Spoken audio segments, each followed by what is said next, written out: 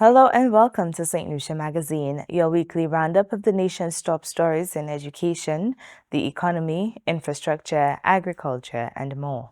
I am your host, Nival Auguste. In this edition, the Prime Minister outlines his vision for CARICOM, and St. Lucia excels in CPEA.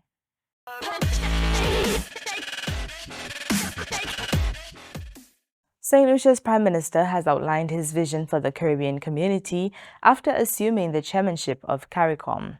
In his first address to the regional body, he stressed the need for deeper integration and sustainable development.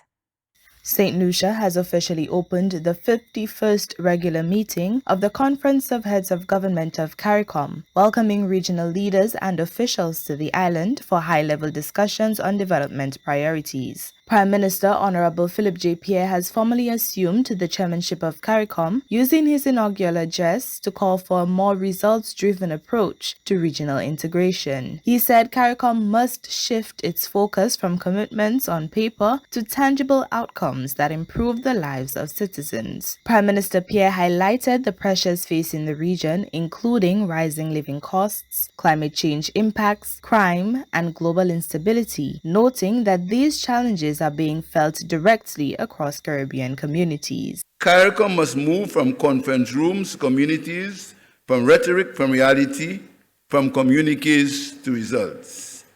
Our people must be able to see and feel the benefits of regional cooperation. It is not enough for us to agree in principle. We must implement in practice. It is not enough for us to speak of integration. We must make integration work for the ordinary citizen. It is not enough for our decisions to be recorded. They must be acted upon, measured, and followed through. Integration that our people cannot feel will not last. Every decision we take must be connected to the lived experience of Caribbean people. Every commitment we make must have ownership, timelines, and accountability. Every major priority must answer one question: how will this improve the lives of our people?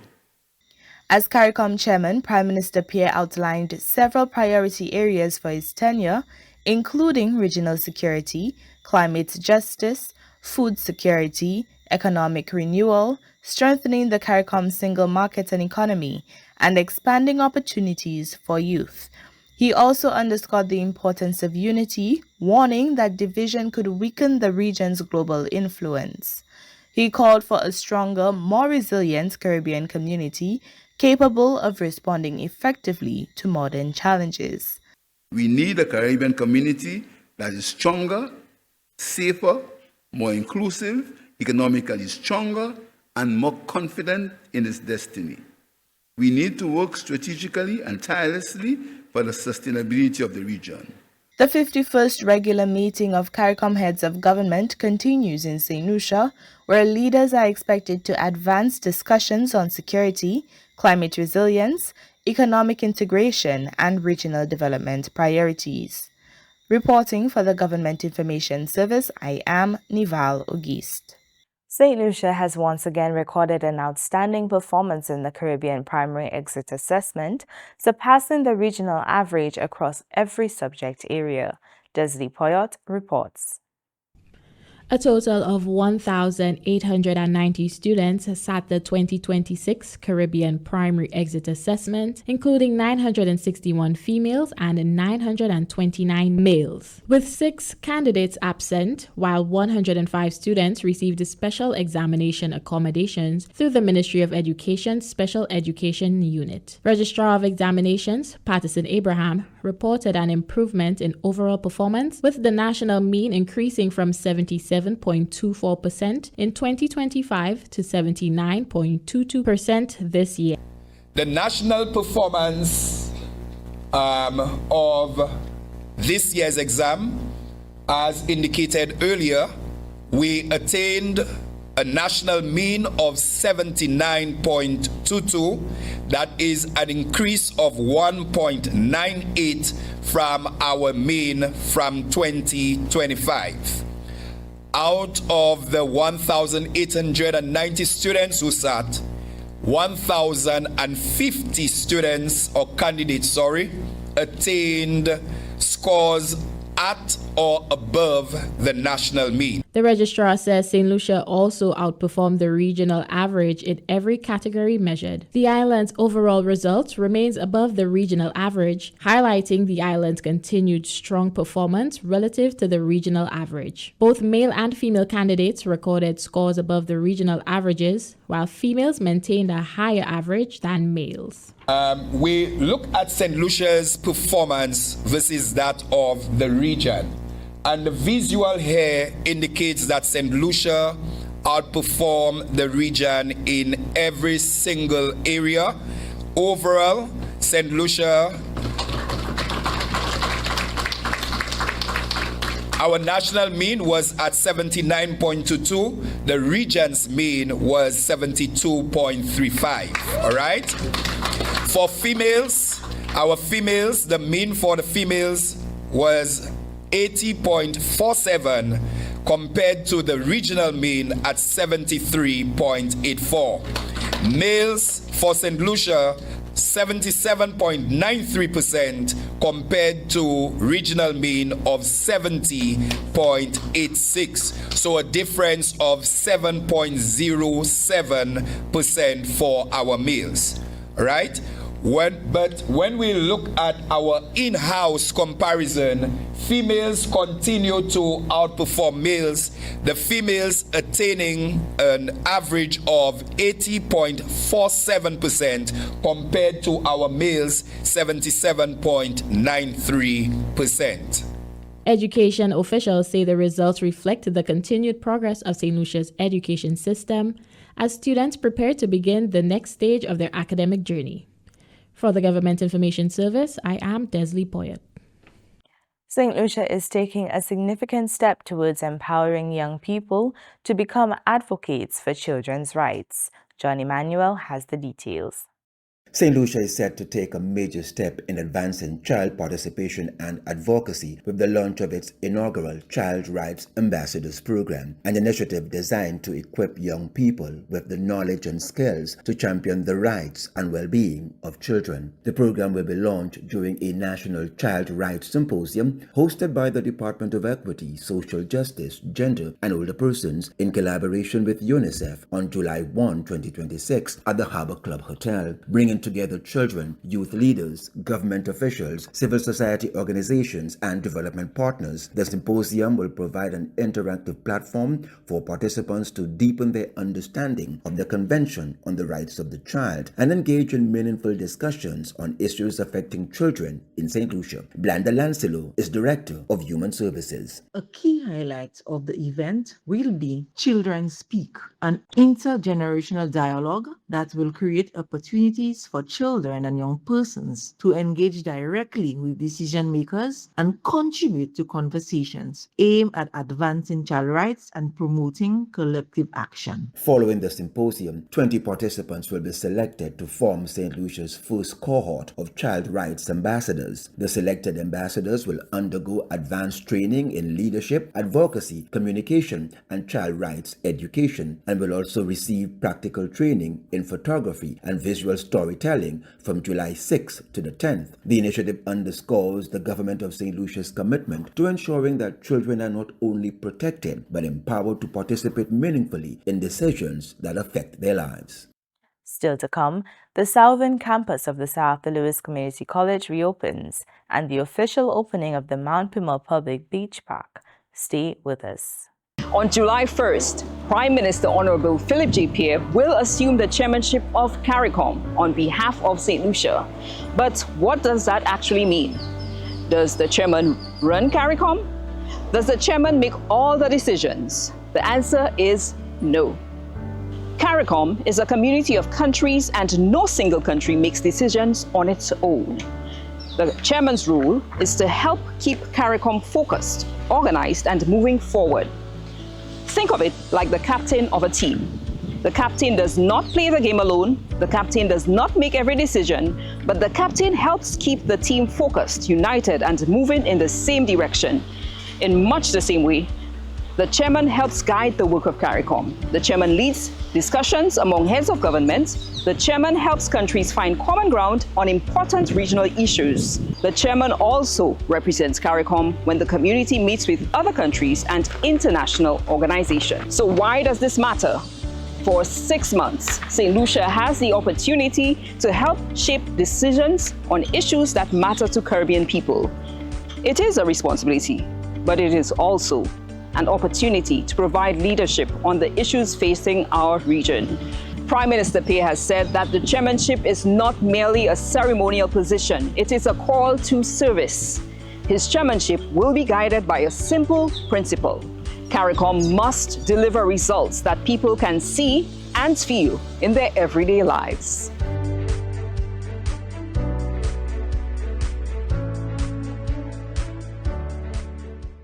Welcome back. The southern campus of Sir Arthur Lewis Community College has officially reopened, marking a new chapter for tertiary education in St. Lucia. Officials say the upgraded facility expands access to quality higher education. Here is Desli Poyot with more details.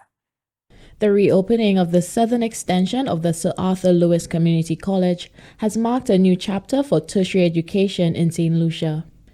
Officials say the transformed and expanded facility represents a new and renewed commitment to providing great access to higher education. College Principal Dr. Charles said the reopening marks a significant step in modernizing the institution's approach to teaching and learning. She noted that the upgraded facilities are designed to improve access to education and better accommodate the diverse needs of today's students. This campus is going to be fully smart. So we have our smart classrooms and we have high flex learning. The smart classroom brings interactive technology enabled teaching to the South, ensuring students have access to the same high quality learning experience available anywhere in the world. We're also looking at high flex learning, which allows the students to participate in person, online in real time, or online asynchronously, giving them the flexibility to learn in ways that fit their lives. For working students, young parents, and others juggling multiple responsibilities, this flexibility is transformative. It ensures that education adapts to the learner, not the other way around. She noted that the renewed Southern Campus is intended to prepare students for the demand of a changed workforce while strengthening ties with the wider community. The South Campus is a community anchor. It will serve as a hub for workplace development, youth empowerment, industry collaboration, innovation, and entrepreneurship. It is a place where education meets opportunity, where community needs align with industrial capacity and institutional capacity, and where the college becomes a catalyst for inclusive development. Dr. Charles says the reopening is more than the restoration of a campus. It is a renewed investment in St. Lucia's future development and a driving progress. Reporting for the Government Information Service, I am Desli Poyot. The Royal St. Lucia Police Force is stepping up efforts to improve safety in Soufrière through a new multi-stakeholder initiative. More in this report. The Royal St. Lucia Police Force continues to take collaborative steps to strengthen safety and security in the town of Soufrière, working closely with key stakeholders to address public safety concerns. On June 11, 2026, members of the RSLPF High Command met with the parliamentary representative for Soufrière, Honorable Emma Hippolyte, representatives of the Soufrière accommodation sector, the Soufrière Regional Development Foundation, and civil society organizations during a key stakeholder engagement session. The meeting focused on the status of efforts to address security and safety issues affecting the town, and the support being provided by the RSLPF to address them. A major outcome of the engagement was the agreement to establish a multi-stakeholder working group dedicated to developing practical, coordinated, and sustainable solutions to crime and violence in the Soufrière area. Building on this commitment, the newly formed working group convened its first official meeting on Tuesday, June 24th, marking a significant step forward in the collaborative approach to community safety. The working group brings together a broad cross-section of partners including the Royal St. Lucia Police Force, the Soufriere Regional Development Foundation, the Ministries of Equity and Crime Prevention, civil society organizations, and the National Youth Council. Before the formal meeting, members of the working group conducted community walkthroughs in Palmas, Market Road, and Barons Drive.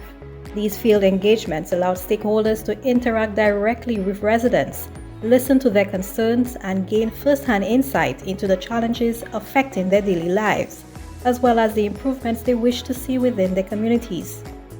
Following the walkthrough, stakeholders participated in a focused working session aimed at translating community feedback into actionable strategies to address crime and enhance safety and quality of life in these communities. A comprehensive action plan is currently being developed, and once finalized will be presented to the Soufriere MP and Commissioner of Police for review and support. The next meeting of the working group is scheduled for July 14, 2026, as momentum continues toward implementing practical solutions driven by collaboration and community engagement. Through continued partnership with stakeholders and residents, the RSLPF remains resolute in its mission to create a safer environment not just for the residents of Soufriere, but also for all of St. Lucia. St. Lucia has expanded its tourism and recreational infrastructure with the official opening of the Mount Pimon Public Beach Park. Desli Poyot reports. The Mount Pimon Public Beach Park has officially opened, adding to St. Lucia's tourism and recreational offerings. Tourism officials and representatives from public and private sector agencies attended the ceremony, underscoring the collaborative efforts behind the project. Tourism Minister Honorable Dr. Ernest Hilaire says the project addresses the long-standing lack of public amenities on one of the island's busiest beaches and forms part of a wider drive to modernize St. Lucia's tourism infrastructure. And there was not one public facility. And it really dawned on me as I fought throughout St. Lucia, how many public facilities do we have on beaches? For St. Lucians, first of all, when you do go on the beach and spend a day, or you have a beach party with your family. And I started to wonder, can we continue to speak about being a world-class destination? Can we speak about being one of the best places in the world to go to? And we cannot provide any beach facilities for our people, far less the visitors. And from that day, we started planning, and PS will tell you, next week or the week after, we will be opening the Redry, the ramp, a beach facility at the Redry Park, which will have beach facilities like this one, as well as vending facilities. Dr. Hiller explained that the aim is to enhance public spaces to ensure they are better equipped and more accessible. He also noted that these improvements are intended to strengthen the island's appeal as a tourism destination, while also improving the quality of facilities available to the public. Authorities say the opening of the beach park reflects a continuous focus on improving public access and upgrading key tourism sites across St. Lucia. Reporting for the Government Information Service, I am Desli Poyot. Coming up next, health officials urge greater caution during the upcoming carnival season. We are 758. Creative, resourceful, resilient. We have been through it all. Pandemics, hurricanes, global and local crisis. Yet, we stand tall, a proud people. We support each other, embracing what is ours, what is truly St. Lucia. Support our local entrepreneurs, their products and services. Shop smart, shop local. Love St. Lucia. Welcome back. Health officials are urging St. Lucians to make safer sexual choices, particularly during the carnival season when alcohol and other substances can impair judgment. I'd like to remind persons that whether you're young or old, when you consume things like alcohol, you sometimes become a bit of a different person, more of a risk taker, and it will lead you to do things that you wouldn't normally do. So if we're talking about sex and sexual health, I would like to remind persons to, first of all, be proactive and carry your condoms with you. If you find yourself in a situation and you are under the influence of substances, and you are likely to do stuff that you wouldn't normally do. For example, a sudden sexual encounter. You want to ensure that you have some form of protection to do so. And plus, you wouldn't like yourself to be in a situation where your partner says, I don't have a condom. Hey, you can show them the condom, so that issue about a condom is not there. But I also want to take the opportunity to tell persons that we have something called pre-exposure prophylaxis. The shortened form of it is called PrEP. And PrEP is 1 pill a day, can help keep HIV away. It will not protect you from other sexually transmitted infections like gonorrhea, chlamydia, syphilis, etc. But it is one step to reducing your risk of getting HIV from unprotected sex.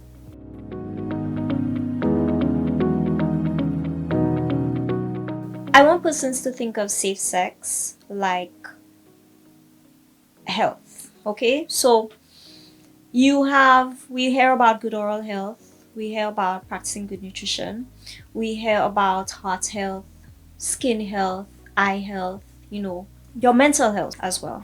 So sexual health is an important part of your health. If you think there's something wrong, you become anxious, you want to get tested, you want to know what's going on. So I want everybody to, first of all, ask yourself this question. When was the last time I got tested for a sexually transmitted infection? I am sexually active. When was the last time I got tested for a sexually transmitted infection? Things like HIV and syphilis, you can get tested for very quickly. 15 minutes, you can get your results, right? I want you to think, do I practice safe sex? Like, do I use condoms? Who do I use condoms with? Do I have more than one partner?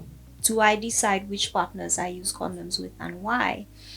So I'm gonna make you think about something. Everybody has a past. Unless you come into a relationship without having any prior sexual relationship, put that aside, everybody has a past. So the one person that you're having sex with now, you're basically having sex with everybody else that they have had sex with in the past. And likewise for them, when they have sex with you, they are having sex with everybody else that you have ever had sex with, right? So when you think about safe sex, you're protecting yourself, but you're also protecting your partner as well. Yeah? I will go back to condoms, barrier contraception. That is a good way to protect yourself from infections. I mentioned PrEP earlier to help protect yourself against HIV, but you still need the condoms to protect you from all the other things.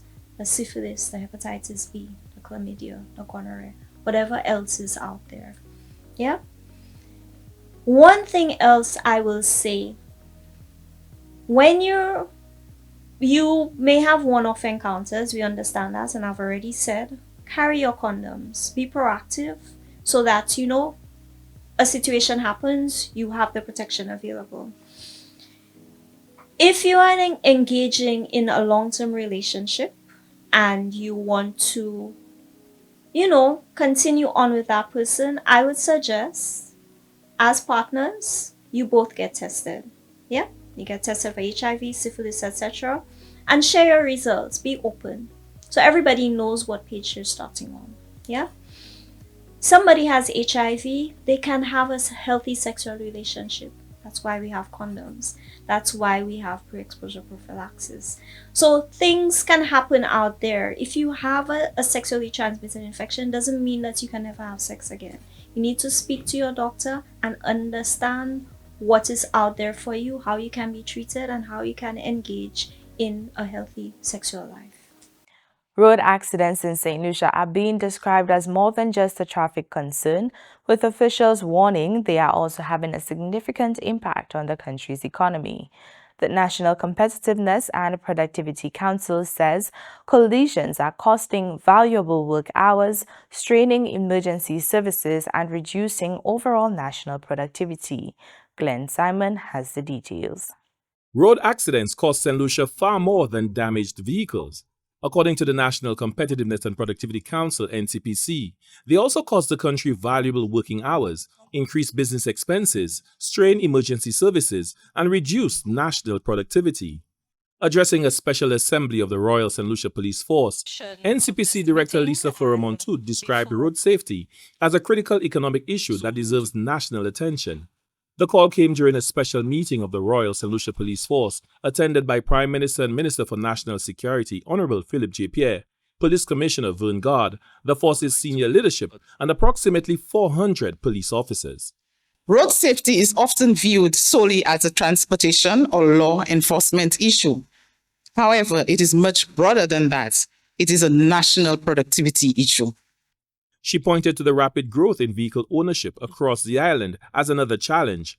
St. Lucia now has more than 95,000 registered vehicles, serving a population of approximately 180,000 people. In 2023 alone, the country recorded nearly 3,000 road accidents, including more than 350 major collisions. The impact on productivity cannot be overstated. When roads become congested due to accidents, employees arrive late to work, goods and services are delayed, businesses incur additional costs, and valuable productive hours are lost. Emergency services, including the police and fire service, are diverted from other critical responsibilities to respond to accidents that in many cases could have been avoided. Recognizing the police's central role in road safety, the Council is proposing stronger collaboration between key national stakeholders to improve traffic management and reduce congestion. Among its recommendations is the review of the Motor Vehicle and Road Traffic Act to modernize the way minor traffic accidents are handled. Fleury-Montoute says many countries now allow motorists involved in minor collisions to safely exchange information, submit digital reports, and quickly clear motorways, allowing police officers to focus on high-priority public safety responsibilities. Such reforms can reduce congestion, improve efficiency, and minimize the productivity losses associated with prolonged accident processing. The NCPC stands ready to support discussions and to take action on modernizing these processes through stakeholder engagement and policy dialogue. The NCPC is also advocating for the establishment of a multi-agency road safety and traffic management body comprising the Royal St. Lucia Police Force, the Ministry of Infrastructure, the Road Transport Board, the Insurance Council of St. Lucia, the Judiciary, Emergency Services, and the National Competitiveness and Productivity Council. The purpose of this collaborative body would be to examine traffic management challenges, review legislation, identify bottlenecks, assess accident trends, recommend policy reforms, and develop innovative solutions aimed at reducing congestion, improving road safety, and increasing national productivity. The NCPC says it stands ready to work alongside the Royal St. Lucia Police Force and other stakeholders to modernize traffic management systems and develop practical, long-term solutions that will benefit road users and the wider economy. For the National Competitiveness and Productivity Council, Glenn Simon reporting. And with that, we wrap up this edition of St. Lucia Magazine. A heartfelt thank you to everyone who contributed to this production, the National Television Network, the GIS team, and the communication officers across government ministries. Thank you for watching NTN Channel 122 and following the official social media platforms of the Government of St. Lucia. I am Nivalo Geist. Until next time, stay informed, stay engaged as we continue tracking St. Lucia's progress.